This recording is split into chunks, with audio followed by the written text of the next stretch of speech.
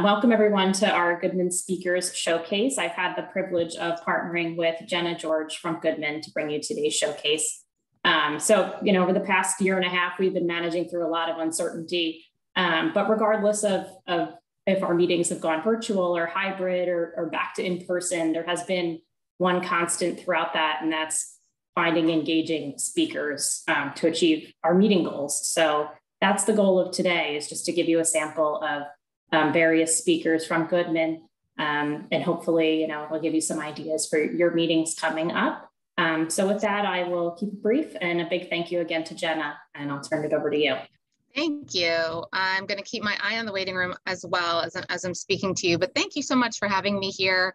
I so appreciate the support and the partnership from Prudential, over the past year and well before that.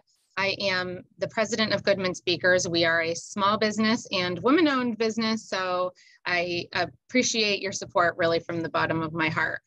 I'm happy to be here today. I feel like this is, I was telling Amanda, it's fun, it's different. I have not done anything in this format before with speakers like this, but I'm excited to do something new. I was saying that, if we've done anything over the past year and a half, it's just jump right outside of our comfort zone and try something different, and it keeps us learning. So I will keep the introductions very, very brief, like maybe down to one line, because I want to give the time to the speakers.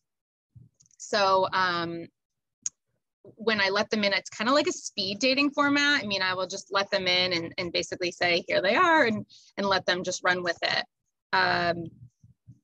The only speaker I would say that might be a little different is Walter Bond. At the end is going to be more of a Q&A.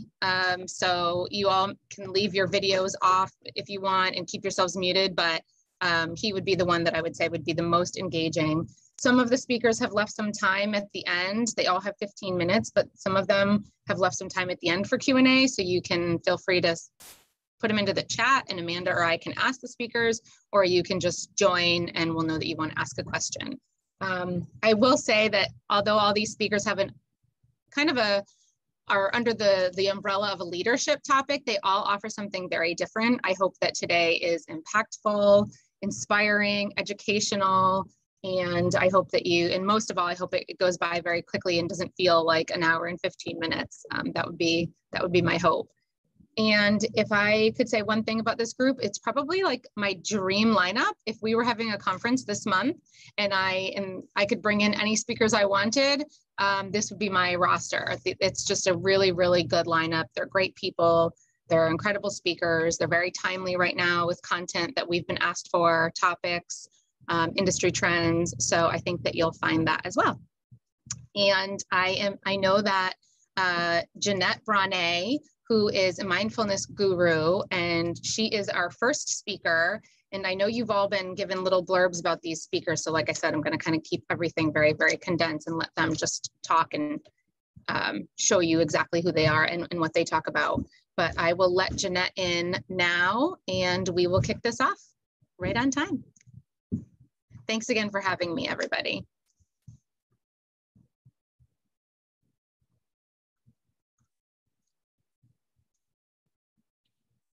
Hi, Jeanette. Hello there. Welcome. Hi. Welcome to the Prudential Speaker Showcase. I'm very excited about this. I was explaining to the group that this is the first time I've ever done anything like this, and that we're so happy to be here. But you are kicking things off. I'm keeping introductions extremely brief so that you have all the time. So I will let you run with it. Thank you so much. Imagine a company culture of pausing. What could change? I don't mean the kind of pause that COVID put us through, because of course that created quite some change that we were not really prepared for. And we're still learning how to adapt to it while keeping performance high, burnout low, and culture intact. What I'm talking about is intentional pausing on purpose. The kind of pause where we pause for just a moment, where we can notice, think, and ask better questions of ourselves, each other, and our customers. We humans are not very good at pausing. Let's face it. When was the last time you had a good chat with your own body? I mean, a really good chat, the kind where you ask, hey, how are you in there? And what do you need so that you can be at your best? See, our bodies know where that is, and we can learn how to listen. But the answer is not out there. It's in here. I didn't learn how to pause until I had burned out twice. And I lost both my parents to cancer within 1 year apart. And I was told it was only a matter of when I was going to get cancer too. I realized I had to rethink how I spent my time. Not just how I take better care of myself, but how I could be busy and healthy at the same time. Because, work-life quality. And we need that. We need that so that we don't give up our health and well-being to work, especially how we are dealing with change and the uncertainty that we're facing right now. So what will it take for you to start pausing more? See, when we think about pausing, we often think about it as taking a break. But the reality is that pausing is so much more than just taking a break. It's that small gap in time, that moment where change can happen, where we can make a discerning choice, where we can ask ourselves, hey, how am I in there right now? Where we can bring awareness to how we feel, how we think, giving ourselves that little space to think. Right now, we're talking a lot about a well-being culture and preventing burnout. 50% of the workforce were on the edge of burnout before COVID. Now it's about 77%. So burnout is nothing new. The burnout crisis has been around for a long time. It's just new that we're talking about it. And that's a good thing, because that means we can do something about it. I grew up in Denmark in a well-being economy, in a well-being culture. And as much as we can think of well-being as more health programs and health benefits and time off, the reality is that what prevents burnout and increases performance and creates a high performance culture is understanding what truly drives us as human beings and what makes us thrive. And it's not actually time off necessarily. Sorry, I know we all want some time off, but hear me out here. It's about cultivating better, healthy relationships. And it starts with the one we have with ourselves. That also means that we bring that into our workspace. We bring those healthy human relationships with us into our workday. That's what work-life quality is all about. When I was working with Esprit, we were working with culture all the way back in the 80s. It was mandatory that we all went to lunch together. And we were served family style, hundreds of people. Now, it wasn't so much about the food. It was about the conversations that we had over lunch. So often we neglect ourselves, we abandon ourselves, we don't take care of ourselves all day long because we think of it as just taking care of us. But that sense of care, that self-care that comes with taking a break, taking a pause, actually helps us access the best of our human skills. Granted, power pausing isn't just about taking a break, though we do need those micro pauses throughout the day so that we can not only take care of ourselves and prevent burnout, but also reset, refocus, and reorient our mindset. We need water so that we're not becoming irritable. We need to get fuel for our brain. We need food. We need to go out and stretch and pause and take a breath of fresh air so that we can leave the meeting we just had behind and be ready for the next one. We have so many unconstructive conversations because we are still in the old meeting by the time we're starting the next. So that power pause is essential for us to also be in right relationship with where we're at for that. Now, what does it really take for us to power pause? See, it's not just about the break. It's about creating that moment in time where a change can happen, where we can make a discerning choice. This is also how you at Prudential can do business the right way. Bring your best challenge, reach your potential, and create impact every day. Because when we can ask better questions, we can also ask our customers, hey, how are you? What do you need so that you can have peace of mind, not just financial stability? See, when we're customer focused and even customer obsessed, we tend to forget ourselves. And we tend to forget that it's about taking a pause to actually make a discerning choice. So let's make a pause together here for just a moment. Take a breath. And let's just connect to the breath for a moment, just by noticing the breath. You can close your eyes if you want to, but you don't have to. Because power pausing isn't just something we do as tucked away. You can do it anytime. You can do it before a meeting, after a meeting, in a meeting. You can do it while you get ready for the day. You can do it while you're finishing your day. You can even do it on the bathroom. Yes, 75% of people text while they're taking a bathroom break. So we can actually take a real break on the bathroom instead. So just connecting with your breath for a moment. Notice it coming in. And just notice it coming out. And bring your attention all the way into your belly. And see if you can breathe out and in, noticing the exhale, letting go. That helps us calm down our mind. Breathing in, expand the belly. And breathing out, notice the exhale. And just let go. That alone could be a power pause. That small moment where we get out of our mind and the turning thoughts that are running all day and back into our bodies where our real wisdom lies. We can also take it a bit further and just stay with that breath in the core of your belly. Maybe breathe all the way into your feet.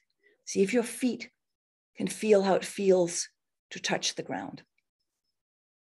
See, when we bring our attention into our feet, all our attention goes there. And we can allow our mind and our body to just take a moment to rest. Just notice your feet on the ground. And then as you come back up into the core of your body, just ask, hey, how am I in there right now? And what do I need so that I can be at my best for whatever it is that's right here next?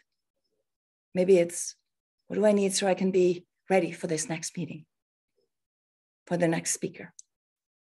Maybe it's that moment where you just pause and notice that you need a sip of water because you're not paying attention because you're dehydrated. Or maybe you need a stretch. Or maybe you need to have a conversation because something's left unsaid and it's hanging in your mind and you're not paying full attention. Remember, intention fuels attention. So if our intention is to care, then we create more care-driven conversations. Giving ourselves that moment to pause is how we can connect, communicate, and collaborate with care. It's how we can make more discerning choices. It's how we can cultivate a culture of care through care-driven leadership, care-driven conversations. If you're still having your eyes closed, you can open them now. But see, a power pause is that small moment where change can happen, positive change. And it's essential as we're creating a financial stability in the lives of our customers. It's how we can cultivate the strength and security that comes across when we're present. But it's also how we can take better care of ourselves so that we do not abandon ourselves in our self-care when we go to work. Reality is, under stress, we fall back on our training. So let's make power pausing your new training so that you can cultivate presence, connection, care-driven conversations, and collaborate better with your peers and your customers. because a care-driven mindset reaches all the way to your customers, and it starts with you. And if not now, then when? Because your best self can't wait. Thank you so much. Thank you, Jeanette. That was wonderful. I feel like I just had mind yoga. I am feeling very, very paused and ready for, you know, the day. So there is no doubt that you were the best person to kick us off. So if anyone has any questions for Jeanette, you can throw them into the chat for us, or feel free to ask her yourself. Also, we can, you know, if something comes up later, please feel free to send through to Amanda, because we can obviously get you all connected and get those questions answered as well. Or if you have any questions about power pause or anything along the lines of her content. I want to hear how many start power pausing throughout the day. Yes, that's, please let us know. Let us know how you're building this into your day. Yes. All right, Jeanette, I don't see any questions. I think that we are good, but thank you so very much for joining us this morning. It was wonderful. You're very welcome. Have a great day. You too. Bye-bye. Everyone.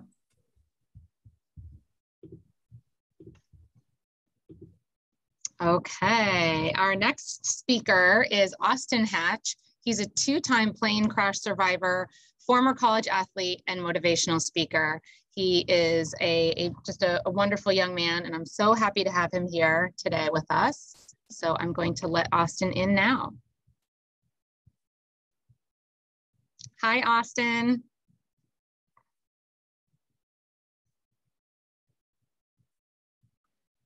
Hi, can you hear me? I can. How's it going? Hi, good. How are you? I'm great. So thank you. Sorry this background is not ideal. I'm speaking at another event at a country club in Detroit. So I just kind of got here and I had to take another meeting a few minutes ago. So I'm just trying to make this work. So hopefully it'll be good enough. Of course, no problem. Well, thank you for being with us. Welcome to the Prudential Speaker Showcase. We're all very excited. We just had a presentation on mindfulness. So we're teeing you up nicely to come in and tell us your story. I will let you get right to it. I told them I was going to keep introductions brief. I've already explained to them who you are, so you can take it away. Good morning. Thank you all for the opportunity. Thank you to Jenna for giving me this opportunity to share my story and message with the team here. I really appreciate it. It is an honor and a privilege. So as I believe was mentioned to you in my bio that was read before, my life experiences of unfortunately being involved in 2 plane crashes have given me a unique opportunity to add value to organizations across the country. I feel blessed to be in the position that I'm in to really encourage people to not only change their perspective, but I believe we should build our lives for the big one. And I think that actually applies quite well to the insurance, financial services, annuities space, because we can't plan for the big one to happen necessarily. We know what nobody knows when the big one's going to come. So tragically, when I was 8 years old, as I believe was mentioned in my bio, I was tragically involved in a plane crash when I was just 8 years old that claimed the lives of my mom, Julie, sister Lindsay, and little brother Ian. My dad and I overcame that and found a way to keep living in the midst of that tragic loss, incomprehensible loss. And he was remarried a few years later, and I was working pretty hard on my basketball skills. It got to be pretty good, fortunately. My dream was to always play for Michigan. And I was blessed to receive an offer, the scholarship offer to go play for Coach Beeline at the University of Michigan, which I accepted on June 15, 2011. But then 9 days later, I was tragically involved in a second plane crash that took the life of my dad and second mom and almost killed me too. I was in a coma for about 2 months, and I came out of that coma by the grace of God and had to learn how to walk and talk and eat and breathe and basically how to live life again.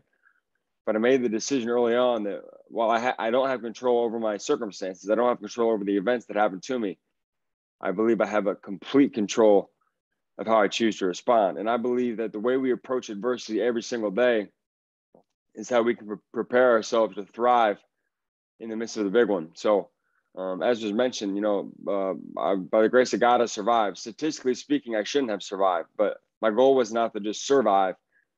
My goal was to find a way to thrive in the midst of it. So Coach Beeline from Michigan came to visit me in the hospital, and right when I came out of the coma, I couldn't walk. I was in a wheelchair at this point, and Coach said, Austin, whenever you're able to get to Michigan, I can't wait to have you on my team. I can't wait to coach you.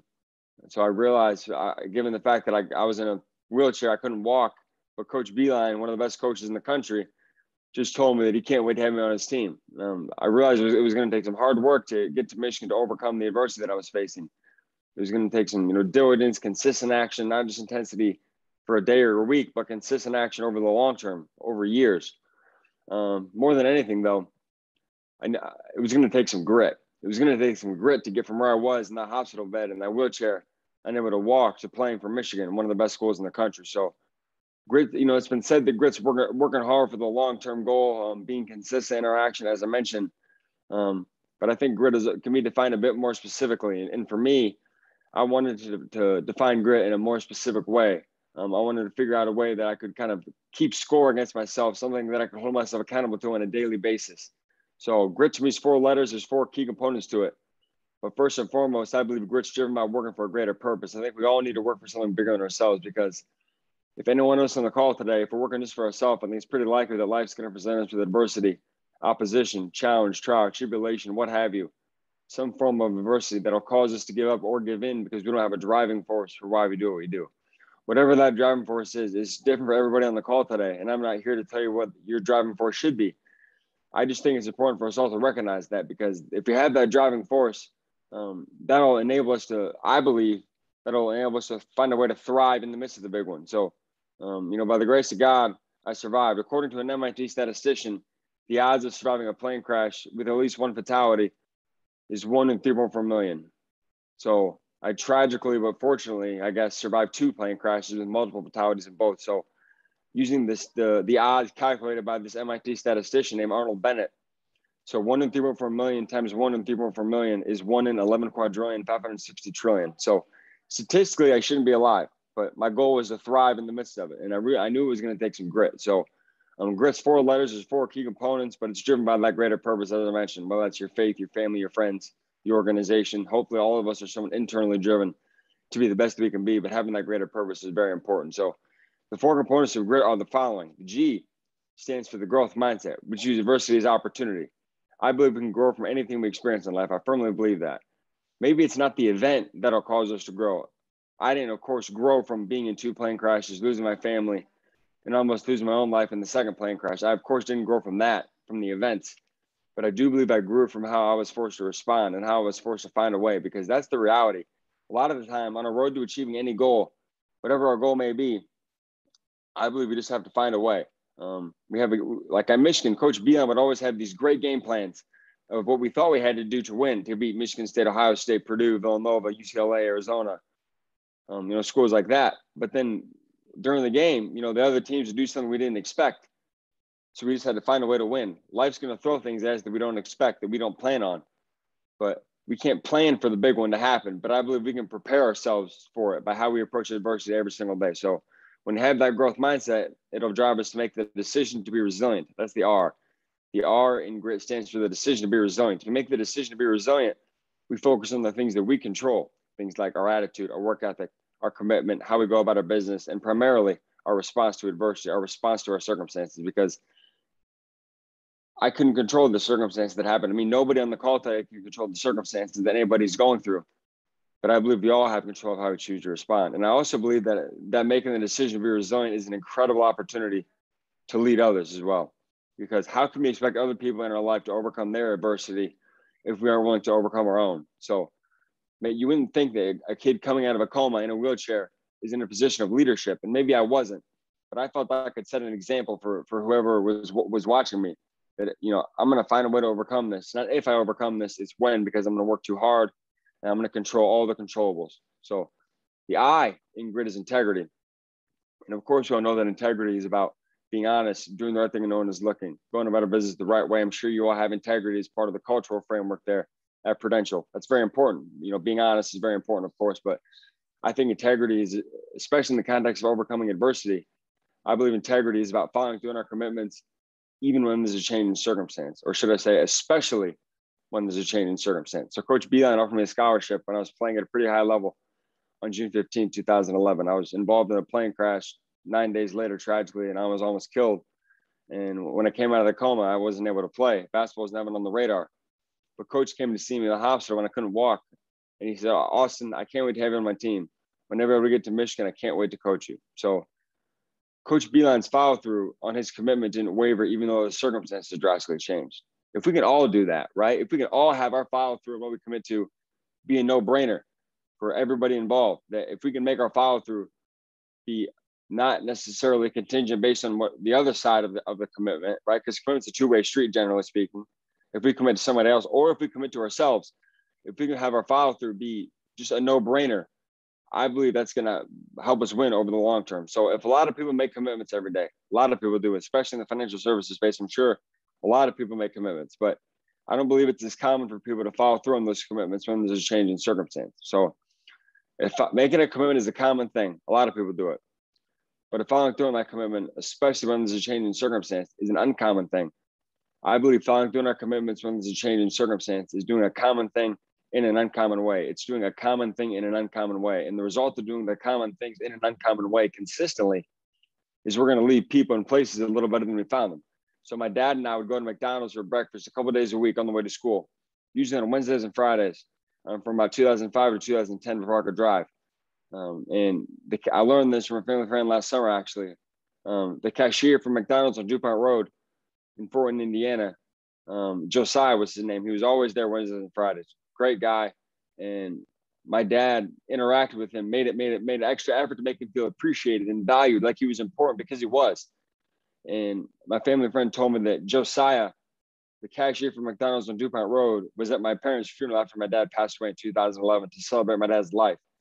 Josiah didn't go there to support my dad. My dad was already gone. Josiah went there for him, for his own sake, because he wanted to honor my dad's life and show his gratitude for all that my dad had done for him. And it was nothing big.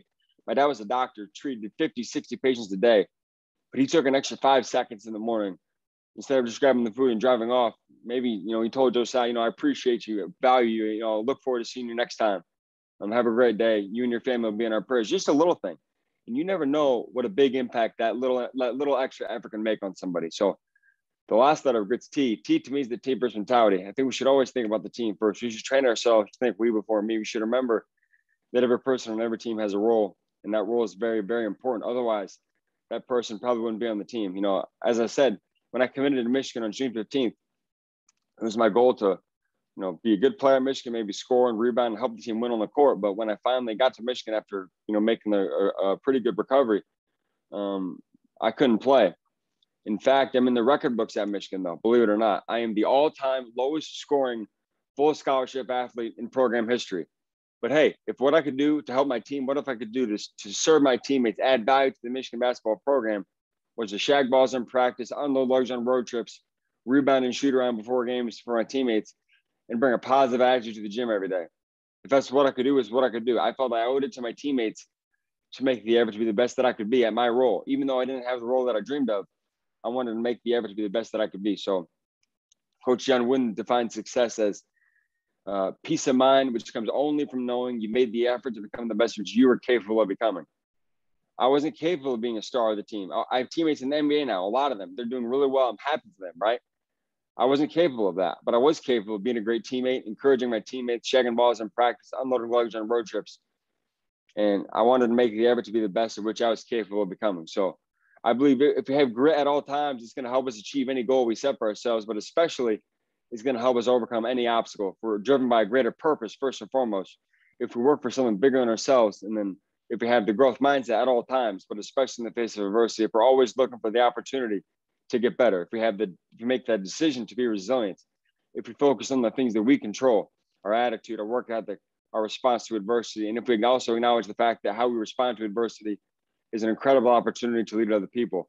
Thirdly, if we decide to have integrity and we are always honest, of course, we go about our business the right way, of course, but especially in the context of overcoming any challenge or in the context of achieving any goal, I believe integrity is about following through on our commitments and doing what we said we would do, especially when there's a change in circumstance. Lastly, if you have that team-first mentality, if you think about the team first, if we remember that, sometimes we'll just have to do what the team needs. And if we remember that a rising tide lifts all boats every day of the week, there's no way it can't.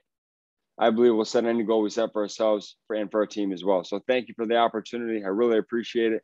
It is an honor and a privilege, and I wish you all the very best. So thank you for the time. I really appreciate it.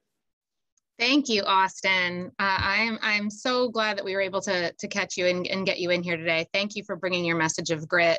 I am sure there are going to be about 20 things today that I will not be able to control, but that I can control how I choose to respond. So thank you for that message. And thank you so much for sharing about Josiah, because that really touched me today. It is a large group, so I think we're kind of skipping out on the questions. And if there are any Q&A or questions that get filtered in, I'll just send them over to you, and we can connect you if anybody is interested, or get more information from you if needed. But thank you so much for being here with us today. It was an honor, as always, and good luck at your talk. You can just go ahead and drop off, and I will connect with you if anyone has any questions. All right, thanks, Jenna. I really appreciate it. Again, I believe I've spoken to 7 Prudential officers. Would love to speak to any and all, anyone who has interest, whenever it would have the most value. So thank you for the time. I really appreciate it. Thanks, Austin. All right. All right. Moving right along here, I have Brianna Scurry in the waiting room. So she's jumping in now. Brianna is a two-time Olympic gold medalist and world champion. She is a coach for the Washington Spirit. She is a pioneer. She's amazing. I've had the pleasure of seeing her goalie gloves in the Smithsonian Museum of African American History just this spring, which was incredible. And she's an amazing, amazing athlete and pioneer. So I'm going to bring in Brianna Scurry. Hi, Bri.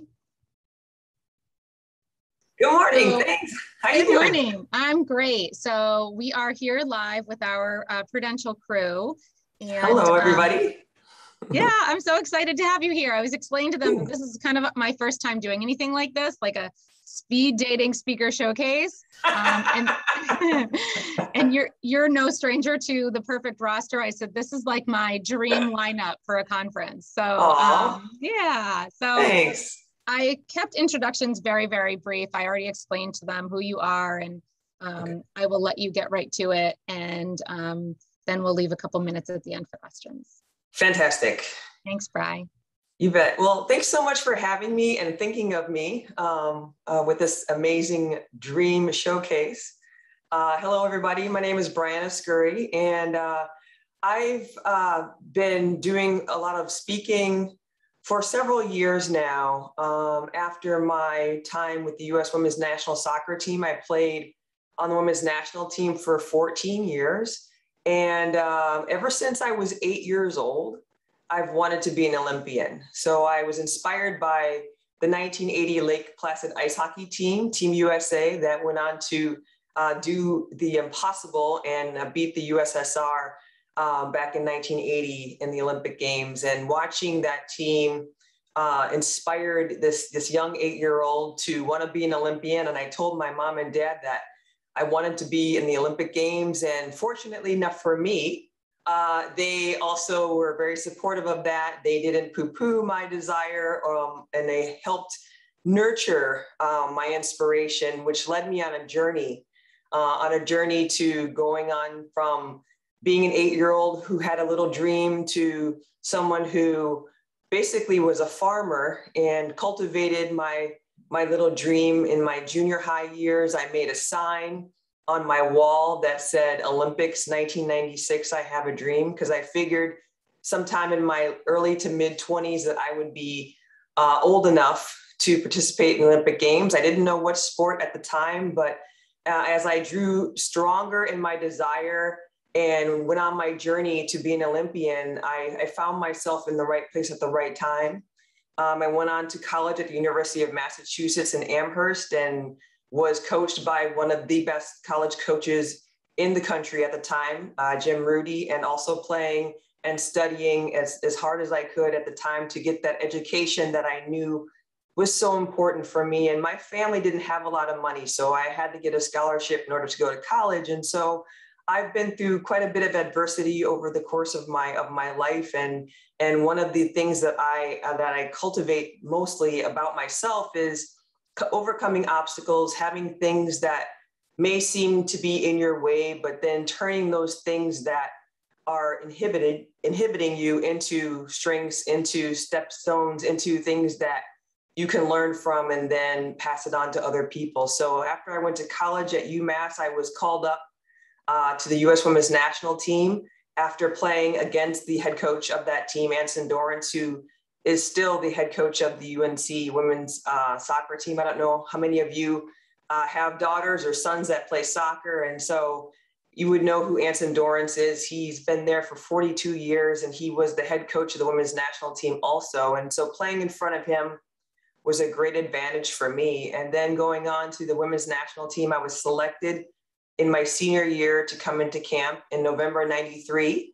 And then kept getting asked back. I stuck around, you know, and so it was an amazing adventure for me. The women's soccer wasn't actually even in the Olympic Games when I was on this pursuit. And so sure enough, by 1996 in the Atlanta Games, women's soccer was on the docket for the first time to be an Olympic sport in the games, and it went full medal. And so the little 8-year-old girl found herself in the right place at the right time. And on a nice hot summer night in Atlanta in 1996, myself and my teammates found ourselves in a great position, and I was able to win the first ever women's soccer Olympic gold medal. And so that was the beginning of my speaking career, actually. In 1996, we had a lot of different athletes on our team that were asked to do a lot of speeches and a lot of interviews with the media and talking to youth to be role models. And so I really took to that, and I've been doing it for my entire life. And then so after winning Olympic gold in '96, we went on to the 2000 games and to win the Women's World Cup in 1999, which is where my team basically became overnight America's sweethearts.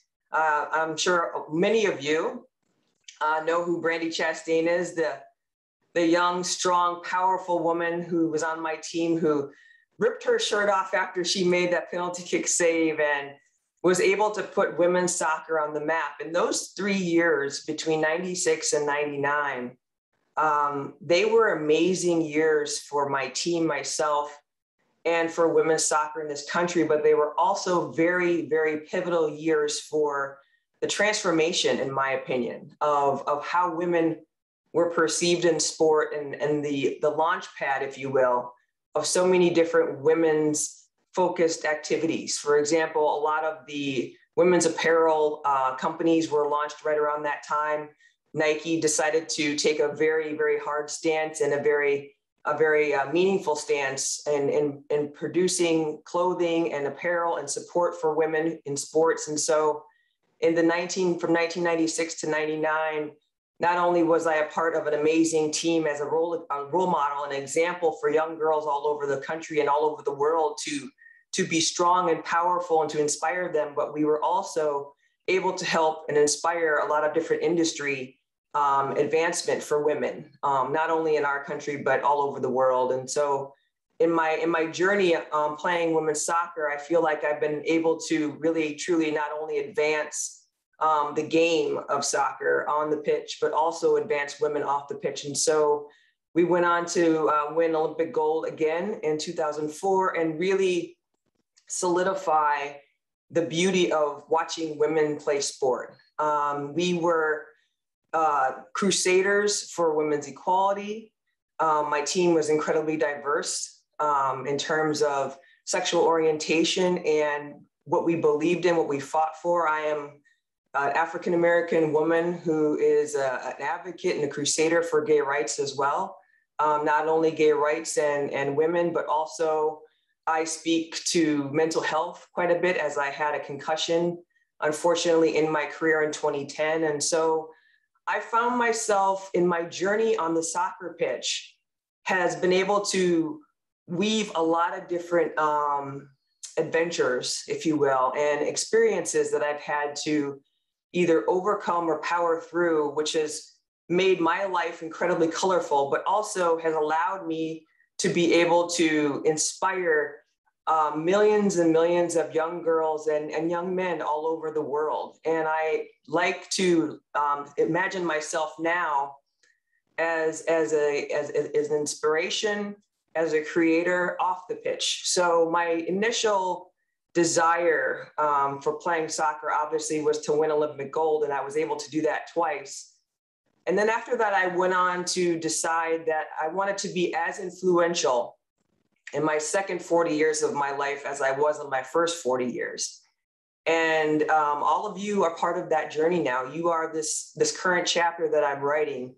And through my speaking, that's how I am continuing to inspire, to create, and to hopefully move women forward, not only in the office, in the boardrooms, but also on the pitch as well. And so once again, I want to thank you for having me. I love doing inspirational speeches. I've done tons of corporate events. I come in and I speak about many different things.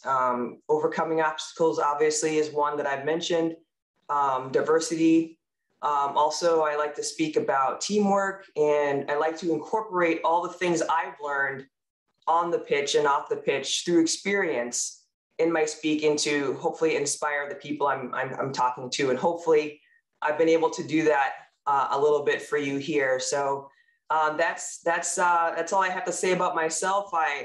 I truly love doing this work. I'm as passionate about it as I was about playing. And thank you for being here and listening and becoming the latest part of my chapter in my journey to inspire as many people as I can in my current 40 years. Thank you, Brianna. Yeah. Unbelievable.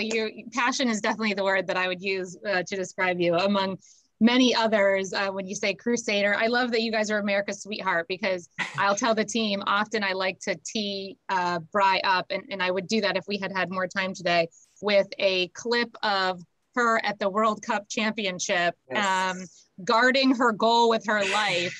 And America's sweetheart is not the term I would use with your facial expressions, but unbelievable. You are such a joy to work with. Everyone that you speak to says that you blow them away. You are so kind, so passionate, and you have absolutely been a pioneer for so many after you. So thanks for joining us today. If anybody has a quick question they want to throw into the chat, otherwise I can send some questions over to Bri and connect anybody who's interested. And I thank you so much. Really, it's such a joy always. I can't believe I didn't even realize that '96 was the first time that women's soccer was in the Olympics. I did not know that. I've heard you speak so many times and have not picked up on that.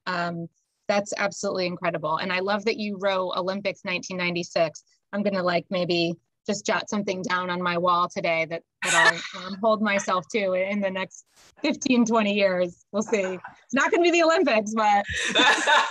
It all works the same. It's all good. Whatever it is for you, that's wonderful. And one fun fact I have to tell the group, because you referenced, and they may not know this, you referenced that you said the Olympics, you had a dream to go to the Olympics and you weren't sure which sport. Right.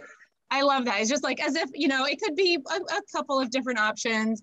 And my son asked Brianna what her favorite sport was, which I thought was the strangest question, because she's this, badass soccer player and goalie, and she says basketball. Blew his mind. Amazing. And I let everyone know. I like to keep it spicy. You sure do. And I let everyone know that I had the pleasure of seeing your goalie gloves in the Smithsonian just a few years ago. And that's an incredible experience. And such an honor. So proud Absolutely. of. Yeah. Yes. All right, Miss Bri, thank you so much for being with us today. All right. Enjoy the rest of your day. Great. Thank you. Hope to see some of you soon. Thank you very much, Jenna. Appreciate you. We'll talk Take care. Soon. Okay. All right. Moving right along. Let's see here. Okay, so moving right along, we have a friend and an incredible speaker, Seth Madison, joining us. He is a guru on workforce trends and generational dynamics. He is ready and waiting. I'm going to let him in now. Hi, Seth. Welcome.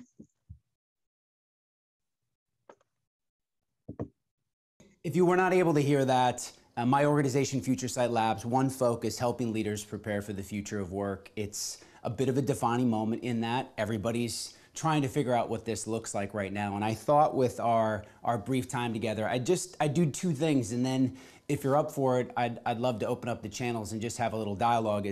I'd love to give you just a little field report as to what we're seeing in the trenches, helping organizations right now design their return to the office plans. And the reality is it's more than just returning to the office. It is designing what work is gonna look like and feel in this new world of work. And so I thought I'd give you a little field report on that, little perspective, and then I'd love to open it up. And if you've got questions on that, what you're thinking about, what you are seeing from your executive sponsors, what they're needing and feeling, I'd love to give you a little flavor around that. So two trends I'm just gonna briefly touch on. The first is what we call the pandemic pause. And so when we look at the state of where talent is at today, and we look back on all of us over the past 18 months, every single one of us, we all lost something. Some of us lost people. I lost my father-in-law. We lost access to our favorite things. We lost some of our freedoms. We lost the ability to, be able to confidently send our kids off to school and not worry about how they're going to be and what that's going to look like. And what I'm sensing and feeling in this is that more than any time before, this has been a collective existential experience. Everybody is pausing and reflecting. We're asking big questions like, who am I? What do I want? Why am I doing the work that I'm doing? What brings me joy? It's a hyper self-reflective moment. We've all had time to do that. And why that matters and why that's so important, both for individual leaders and for individuals like all of you, pros that are curating, creating educational experiences and shaping outcomes for teams and leaders, the pressure has never been more intense to show up and support and serve people and teams. Because we're in this moment where I'm evaluating everything. Is this the work I really want to be doing? For the first time, many of us, maybe we were home and got to see, our significant other, our spouse, and be around them, develop new routines, be with our children. And we're thinking, if I was stuck in commute for 60 minutes in the morning, 60 minutes in the afternoon, gone all day and missed this, is it worth it? What am I willing to sacrifice? And so as leaders and as organizations, being able to step up and support people through this moment, it's requiring new skills and competencies for leaders, higher levels of EQ to be able to tap in, tune in, and feel where people are at. And it's been 18 months of this, and what I saw, and maybe you experienced this, is through the summer, there was this almost like we were all kids who got let out for summer break. We were so enthusiastic and how happy we saw the light at the end of the tunnel, and then July through August happens, the Delta variant kicks in, and what I'm sensing right now is a very, very delicate moment where collectively, and I'll speak for me, I feel like the rug's been pulled out from underneath me, especially from even this work events perspective. I keynoted PCMA in early July, July 6th, and the sense was we're back, and that was in person, and the fall calendar was filling up, and I'm like, I can get out of this studio space and I can be with people together in person, see them face to face. And now as I'm watching the calendar, I'm seeing conversions go to virtual, cancellations, postponements, and it's like post-traumatic stress disorder. I don't know how you feel, but it's like I immediately am pulled back to 18 months ago, and all that fear, all that anxiety is overwhelming. And I know that I'm not alone in that. And so what we have to do, both in our work and the experiences that we create, it's almost easy to take our foot off the gas and be like, you know what, we just needed virtual to be good enough because we just have to get through it to get back in person.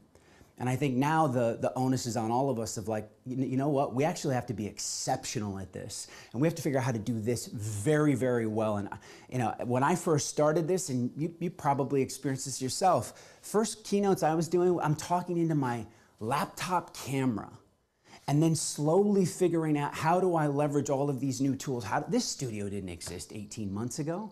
And we just had to keep leaning into that unknown, like all of you did. And so coming back full circle, where people are at and what they need right now is we've got to be able to support leaders to be able to support their people, especially from a skills and competency standpoint of can they do that in a virtual environment. And right now when people, one of the most dangerous and hypersensitive moments is when we can't see the light at the end of the tunnel. You know, we can do just about anything to get through. I know you talked about mindfulness and resilience earlier this morning. It's like when you can see the light at the end of the tunnel, you can sort of buck up and power through just about anything. And right now there's this sort of feeling of there isn't a light at the end of the tunnel. We don't know when this is going to end. So we've got to be able to keep pouring into people. So we've got the pandemic pause. The second big trend that we're tracking is what I would call the talent game of chicken. Now, if you remember the game of chicken, you know, is just like who's going to blink first, who's going to move first. And there is this sort of collective battle that's taking place between employers and employees. You know, who's going to blink first? And the battle lines are being drawn over, you know, where's work going to actually happen? And employees are saying 40% of employees are out of the University of Chicago. 40% of employees are saying, if you ask me to come back without flexibility, I'm going to look for jobs elsewhere. And through the summer, we saw, and we were with clients starting to design, here's what work is going to look like in this new environment. Here's what coming back to the office is going to feel like. And I have a lot of clients, and you probably are supporting leaders, where they default to an arbitrary number of days in person. Like, let's just call it 3 days or 2 days, whatever it is. It's just some number because we don't want to lose the face-to-face connection, or we need you to come back in full time. And it's usually a conversation about culture. And the reason we default to that is because most of the teams I'm working with is they haven't been empowered to really think through and understand some frameworks to design great work experiences, both in person and if we're physically together. How do we do it if I've got a hybrid team? How do I create a universal experience for my team that's physically in front of me if I've got people who are activated and tuning in remotely? They need some structure. And so I want to give you this framework that we've been using with clients wherever you're at in this journey. And I know that my guess is you're not tasked with, you're not on the designing what the return to the office team is or a part of it. Maybe you are, but hopefully internally what's happening is at a director level, a manager level, you're being empowered to be able to make some of these decisions so that you can create great experiences for your team. So just 4 perspectives to touch on. So when we're thinking about designing what is work going to look like, instead of just arbitrary numbers, 3 days a week or 2 days. And why do we do that? Again, because we want it to be in person. I don't know if any of you have gone back into the office yet, but what I know with some of our clients, I've been on site. They asked people to come back under the guise of collaboration and connection and culture and team building, and what happens? You go into the office and you see everybody's got their Bose headphones on, head down in their cubicle doing work, just sort of annoyed that they had to drive through traffic and be sitting there doing the work. So we didn't actually bring the intention to the plate when we put that in place. So 4 perspectives, just briefly touch on. I want to think in terms of jobs and tasks, employee preferences, projects and workflows, and this idea of inclusion and fairness. Jobs and tasks is really, and I'm thinking about the leaders that you're supporting, is empowering them to not just make blanket statements, but to really think through individual roles that they're leading and guiding. What is going to best support them to put them in their place to operate at their highest potential? And to do that, we think in terms of, well, what are the drivers of productivity that support that individual role, those individual tasks that need to be done? And we think about that in 4 frameworks. We think about it from the standpoint of energy and focus, coordination and cooperation. So from an energy standpoint, it's like, is it a role where, to be honest, if they're at home and they have access to their stuff, they're going to be empowered to do their best work? Or is it a role where you need to be around other people? You know, a lot of the sales activities, it's like you're so much more energized when you're around other people. Energy comes from that. What about focus? If it's an individual who just needs to put their head down and crank, like, give them the space and the freedom to do that where it happens the best for them.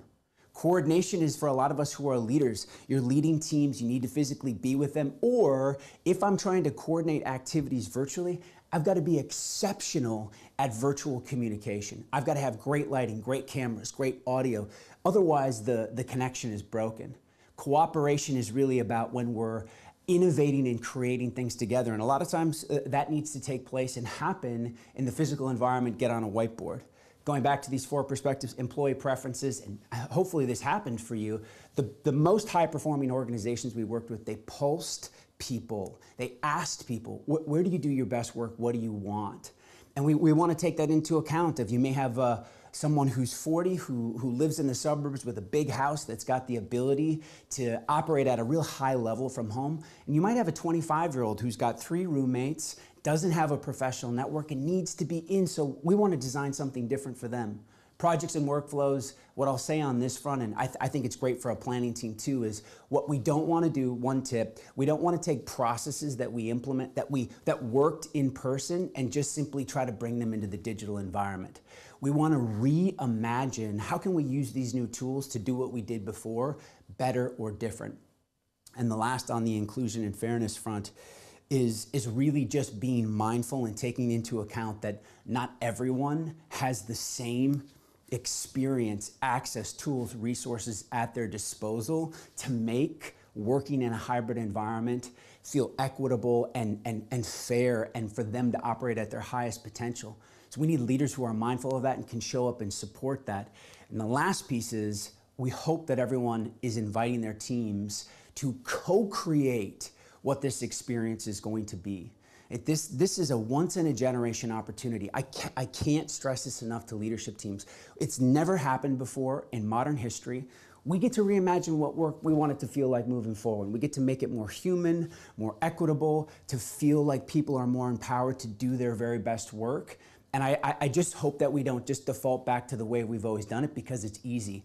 And the role that all of you play, my last thought is, your role in all of this is that I believe when we come together, it's going to be more important than ever before. If teams are able to be distributed, they're able to operate in remote and hybrid environments, the best, most high-performing teams, they're going to need to be coming together monthly, quarterly, more with a higher frequency cadence. And when they do, we need individuals who can shape and create experiences for people to connect, collaborate, create, and celebrate in powerful ways when they do come together. And you sit right at the center of making that happen, so that leaders can feel like, you know what, my teams can be out there doing their best work, but I know that when I work with my internal business partners, they're gonna help me curate an exceptional experience so we can maintain our culture, which is what every leader cares about. So with that, I'm going to pause. I just did a fire hose of quick sort of what we're tracking on this sort of, what are we seeing with, as we design what the world of work is going to look like. Coming from you from the studio space in Southern California, I wish we were together. Jenna, I don't know where we're at on time, if we've got just a minute or two for any questions, if anybody has any, or if you do, Jenna, but I'll toss it back to you. We do have a minute if anyone wants to ask questions. We seem as a group to have kind of been skipping through the questions, and for certain you had the most content. So I'm sure that it's like one of those things where we could just open the floodgates of Q&A. What I've told them is to, file questions through me if they want, and I can connect you, or we can get those questions to you. That was amazing. Although I loved the song in the beginning, and I know the energy you bring. It was like, I was like, wait a minute, I can't hear him, and he has the best content. But so funny. I explained to everybody too that we have never done anything like this. I certainly haven't, and it was kind of on the fly. You guys are jumping in live. Normally there'd be a green room to kind of prepare. However, I don't know how you got yourself in and out of that so quickly. That would have taken me 30 minutes to get that music, to find it, and it'd be like, what room is it coming from? So thank you so much for being as tech savvy as you always are. I appreciate it. Thank you. And thanks for letting me jump in. I did see a question just came in. Yes. Which company in your opinion has done it or is doing it the best? It's a great question, Danielle, if I'm pronouncing your name correctly. Everybody's got to, I tell every leader, there is no one blueprint. It has to support your culture, your vision, what you're trying to do. Who I'm going to give the most credit is not that I think it's the best plan, it's that it's the most courageous. And that is, we're working with AAA on their insurance side right now, and they went from 100% together in person, very little flexibility. They asked people, right, the employee preference piece, they asked people, surveyed, pulsed, 70% of people came back and said they wanted to work remote. So they've gone from 100% in person, 70% working remote. But what I give their credit to their leaders is they're not letting this idea become a part of their ego. Meaning some people are like, we're a remote organization or we're an in-person. They're like, this is an experiment.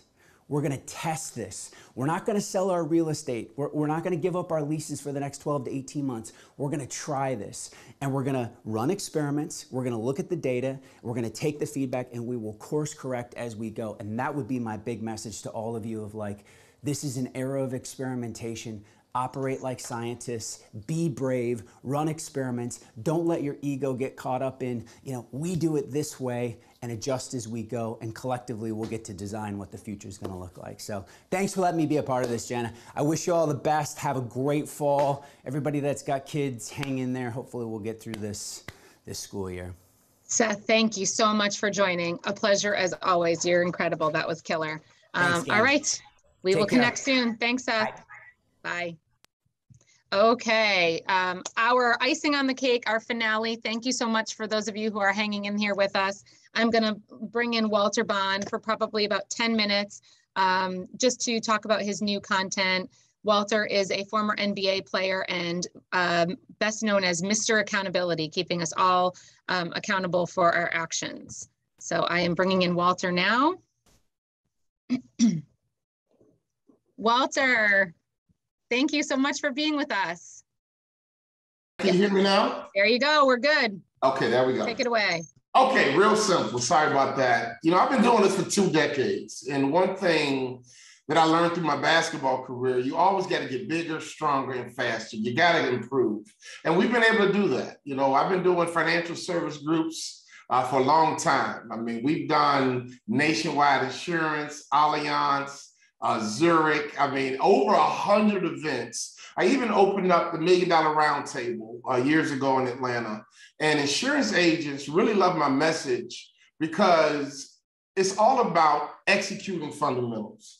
And I'm able to tell my story in such a way it's very down to earth, it's very real, it's very relatable. So if you think about a financial advisor or an insurance agent, you have to master fundamentals. And so I take you through a process of how to master the fundamentals. The first fundamental you have to master is your mindset. You can't play an NBA without confidence. You can't sit in front of a person and sell them that you're going to be their financial guru, their financial expert, without being confident. And so what I've learned through the years, your top agents, right? They're going to be very confident. Those are the ones who go through incentive trips. They're the ones who take all of the glory and win all the awards. But the biggest impact I'm going to have on any financial service group that I work with is your C student, your average agent. What I've learned through the years, they don't get the same attention. Sometimes they don't get the same focus. And by them mastering the fundamentals, it positions them to get more productive. And so as I tell my story, the first thing I do on that platform, honestly, is to entertain. Because through entertainment, people are going to pay attention. And while I'm being entertaining and dynamic, I'm going to give you the fundamentals. I'm going to give you the follow-up. I'm going to give you the habits and rituals. Whatever we decide or whatever we choose for the fundamentals of your group, I'm going to lay that into my story, into my message. And in 60 minutes, they're going to have an experience, but most importantly, they're going to learn, and it's going to hang with them for a while. Now, my biggest message is the shark mindset. It's based on my best-selling book, Swim. And it's a really organic experience I had because I go fishing and I'm always looking for ideas on how I can help my audience get bigger, stronger, and faster. And so this one day I'm fishing and I catch a sucker fish. And I asked the captain, how does this weak little fish make it in the ocean? And this is what they said to me.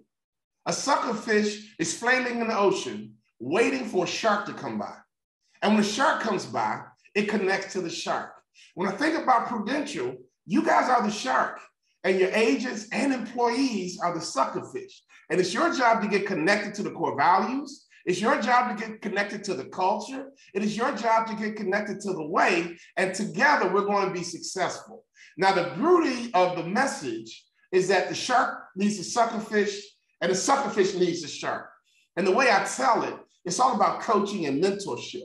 So think about your top agents that are doing well. making money, taking the incentive trips? Have they even thought about reaching down to a new agent or reaching to an agent who might be average, who's not really getting the awards and the success that they're having? And how about mentoring? How about coaching? How about being a presence for your agents who might not be doing well as you? My truth is, I needed help making it to the NBA. My truth is, I needed help becoming a Hall of Fame motivational speaker. And not only did I need help coaching and mentoring, I need to master the fundamentals in order to be the best in the world at what I do. So that's really the magic of what I've been doing for 20 years. And my new message, the Shark Mindset, honestly, has been a revolutionary part of our business because they get the book, but most importantly, they hear the message and it lives on forever. We've had agents send us emails of tattoos with the shark on it that they've been so inspired. We've had groups, by each one in the audience, a little shark, so they can have a momentum to take home. I've seen groups take name badges and make them in the phase of a shark. And there's different kinds of sharks, right? We always think about the great white shark, but there's bull sharks, there's lemon sharks. I mean, there's like 1,000 species of sharks. So we have fun with the Shark Mindset, but the best part about it for you guys, it's going to be memorable. It's going to be impactful. And I'm becoming known around the world as a Shark Mindset guy. In fact, we had a video on YouTube that's had 3.7 million views, and it's simply called Shark Mindset. If you get a chance to watch that video, it's about 10 minutes. It kind of shows the dynamic energy that I have in front of a live audience. But most importantly, it's the learning experience that the audience gets from the Shark Mindset. Sharks run the ocean. Now think about that for a moment. If you take your family to the beach, there's only one fish in that ocean you worry about, and it's the shark. Why? Because the shark is an impact player, and the shark is a person in your company that's going to have impact. So your top agents are doing it, trust me. Many of them showed up with the right mindset, with the right mentality. I'm going to help you with your middle agent or that C student, because my truth is, guys, I flunked out of my first high school. I'm the C student that I'm talking about. And so the beauty of me being a former athlete, I let them know right away, I'm not your cocky guy. I'm not your arrogant guy. Yeah, I made it to the NBA, but I had a tough journey. Yes, I'm a Hall of Fame motivational speaker, best-selling author. I got all the accolades, right? I check all the boxes. But the truth is, I have struggled. The truth is, I've been a C student, and now I'm playing with the big boys, and you can too. But this is what I learned. And this is why sharks run the ocean. And if you can execute what we call the sacred six, those are the 6 content points I share in the Shark Mindset message. For example, sharks never stop moving forward or they die. I mean, work ethic out of your agents is most important. If you want to be a top performer, you got to outwork every other agent, right? There's no excuse to be lazy. There's no excuse to be complacent. I don't care how many policies you have. I don't care how big your portfolio is. You never stop moving forward or you die. Sharks only look up. They never look down, which means sharks are positive. You can't get distracted by negative things. You can't let COVID distract you, right? Because sharks are positive. I've had people come to me say, Walter, I swim with sharks. And as long as you stay beneath the shark, they don't even know you're there. Sharks are curious and always learning. We need agents curious and always learning. You can't do the continuing education credit just to check the box. No, we have to learn everything available so that we can become experts. And what I've learned through my life is that experts are paid well, experts are respected, experts are held in high esteem, and sharks are curious and always learning. And honestly, that's why they bite us. They don't want to eat us because they think we're nasty, but when they see a human in the ocean, is that a turtle or a person? And typically they take a bite and then they spit us out because they don't want to eat us in the first place. Here's the best part for your group. Sharks are made of cartilage, which means they are flexible. They know when to pivot, they know when to change, they know when to shift.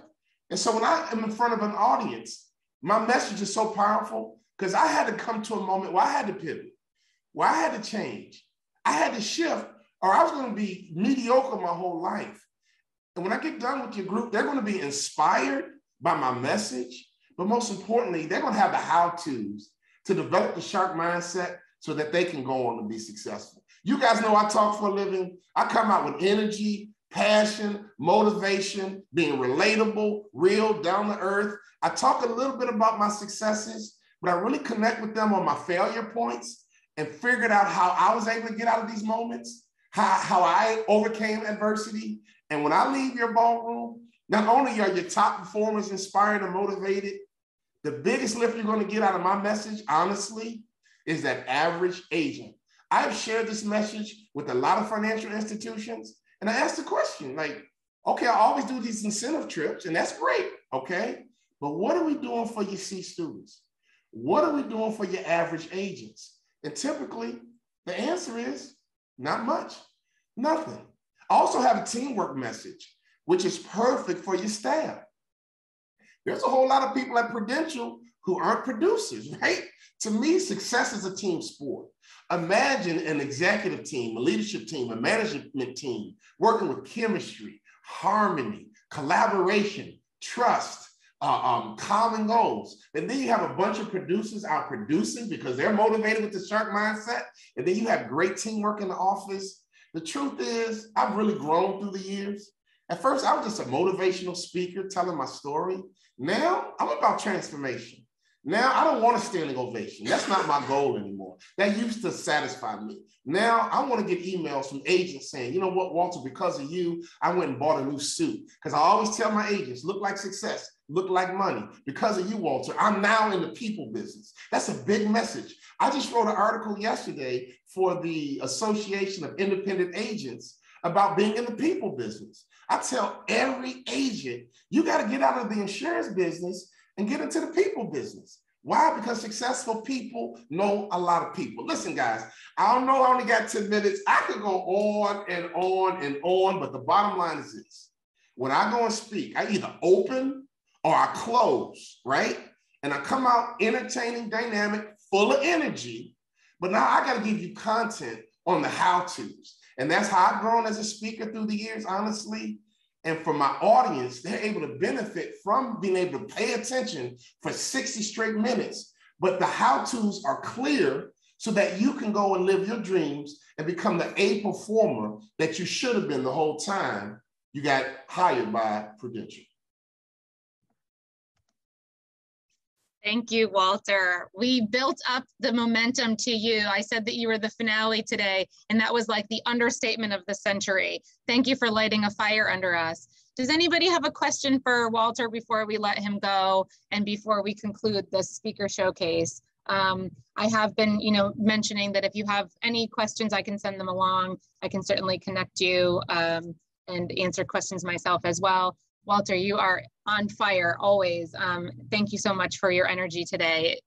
My kids even know I talk to them about the shark mindset, and I quote you all the time in my household. It's become a movement, and we got T-shirts now. I mean, it's just really taken off, and people love it, and I would love to share it with Prudential as much as I can. It's incredible. Thank you. All right, no questions in the chat, so I'm going to let you all go. Walter, thank you so much for concluding this for us today and sending us all off to have a really powerful, impactful day. All right, thank you guys. Thank you. Bye everyone. I hope you all have a wonderful day, and thank you so much for joining us.